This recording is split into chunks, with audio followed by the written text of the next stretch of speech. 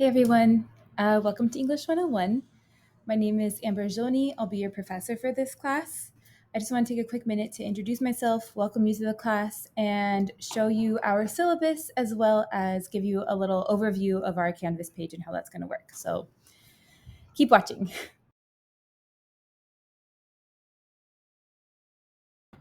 So I'm going to start by talking about the syllabus for a few minutes, but I just wanted to show you where to access it.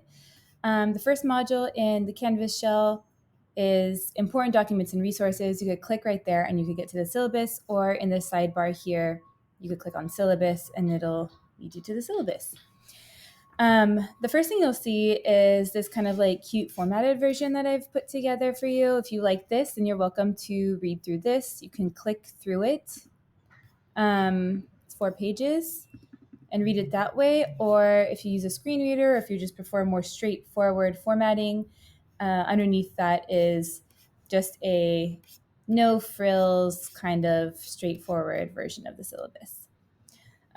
So that's up to you. But I'm going to go through a couple of highlights on the syllabus that I want to make sure that you see.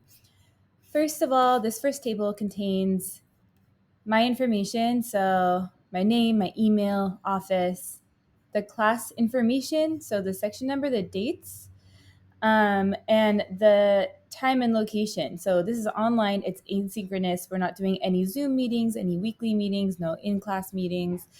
Everything that you do in this class is self-directed. I'll post videos for you, obviously, and assignments and everything, and it's up to you to make it through each unit and complete everything.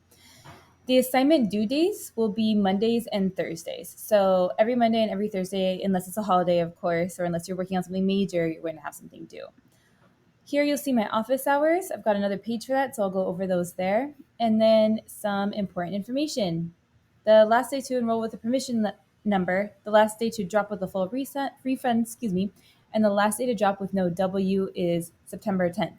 The last day to drop with a W is November 19th. So hopefully nobody drops, but that information is there if you need it. This is the course description. Please read through it. That's what's guiding this class. You'll notice under stuff you need that there is no textbook for this course. Everything is digital. So you do not have to buy a textbook, but you need to make sure that you have access to a computer or at very least a tablet, Canvas, internet. This is an online class, so it's going to depend on you using your technology. Stuff you'll be doing. These are the 2 student learning outcomes for this course. I did not write these. They're developed by the campus/district before I was ever hired, and this is kind of the backbone of the course. So the things that I need to be able to teach you are to first write a well-developed, coherent, and unified timed essay that demonstrates interpretive, critical thinking, and analytical skills based on a written text, and to write a research paper demonstrating critical thinking and analytical skills and showing inclusion of credible sources and mastery of recognized documentation style. So everything we do in this class is kind of in regards to these 2 goals. You'll see that there are assignments that I have laid out for you. Nothing is written or provided quite yet, but you'll see that we're going to have a final, a big research paper that requires a rough draft, 2 to 3 major writing assignments, so shorter papers or writing activities. Homework is 10% of your grade, and participation is 10% of your grade. Definitely read through and see what each portion of your grade entails. There's some tips for success. Definitely read through those. And then these are the policies that I really want to highlight. So attendance, participation, and drop policy. Obviously, this is an online class, so you won't be actually attending class, but I will be able to see if you're missing homework assignments or any major essays or something like that. So make sure that you are completing all the assignments on time. You're not missing any major writing assignments, and that you don't go more than like 2 weeks without logging into Canvas, because if that happens, I'm going to assume that you're no longer active in the class, and I may drop you. That being said, I'm really, really easy to communicate with. So I would like to encourage you that if you need to submit things late, if you need to miss a class, if you have something going on and you can't log into Canvas or whatever it is, or anything at all, you can email me through either my campus email, which is right there, or preferably through the Canvas inbox, which you could see on the left in the blue sidebar. That's how I'm going to mostly communicate with you. So definitely feel free to use that tool to communicate with me. Legwork and revision policy, you can submit things late as long as you give me a heads up. Can't submit something on time, just send me a quick email, be like, hey, I need an extra day. I'm almost always going to say, yeah, that's fine. And you're allowed to revise pretty much any assignment you want. So if you don't do so hot on an assignment, you can just be like, hey, Miss A, could I please do this again? And I'll probably say yes, and I'll probably want to help you. So keep those things in mind. Hopefully that will encourage you to kind of tackle the work here with a little bit more fearlessness and a little bit more engagement. Another important thing is academic honesty. It basically says don't plagiarize, don't copy paste, so try to pass somebody else's work off as your own. Don't submit work from another class to my class, and then just note that, people are using AI. I see it all the time.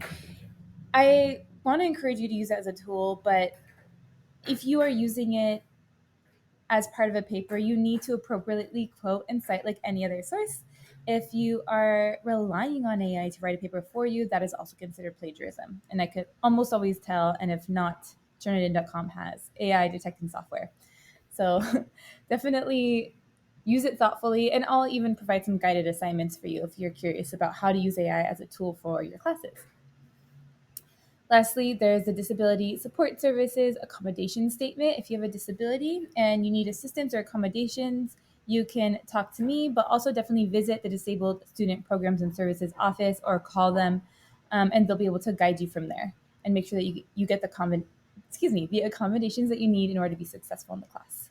So that is the bulk of our syllabus. Go over, read it in more depth, but I just wanted to show you a few of those things.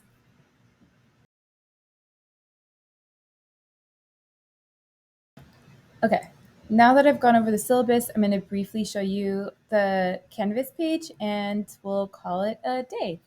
So this is what you're going to see when you click on our Canvas square tile, whatever it's called. The home page is the modules page, and the very first module, Important Documents and Resources, has our syllabus, a link to my office hours. If you click on it, you could see when my office hours are, the link to the Zoom if you are going to meet virtually, or it shows my office if you're going to come to the office hours where I'm actually on campus. Um, and you could come to office hours for literally any reason, particularly related to school, particularly related to this class. But I just want to welcome you to office hours. They're for you, they're for students. And it's just a really good way to connect with me, especially since this is a fully online class and we just don't have a ton of opportunity for that. So keep that in mind. You go back to the home page. This is really going to be your kind of like place, right? You don't really need to click on anything else except for maybe syllabus. The other thing I wanted to show you is I have this page of resources for students. Let's see if it's going to load.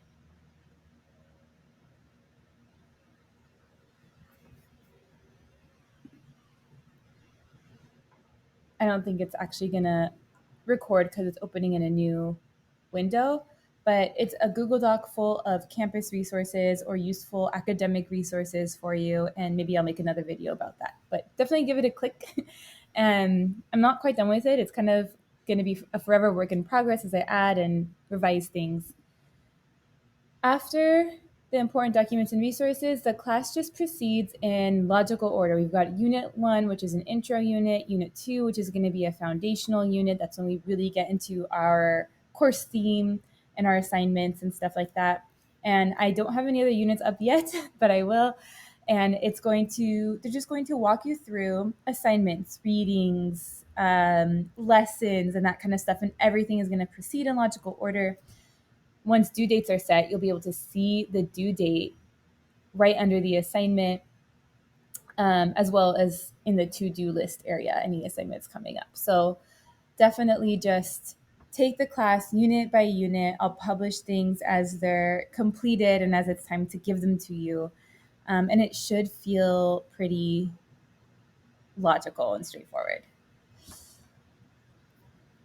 And that's really it for the Canvas pages. Obviously, there'll be more, but I don't think there's anything else that you need to know. I do try to just present everything in as straightforward a way as possible, so it eliminates too many questions. Obviously, if you have them, let me know.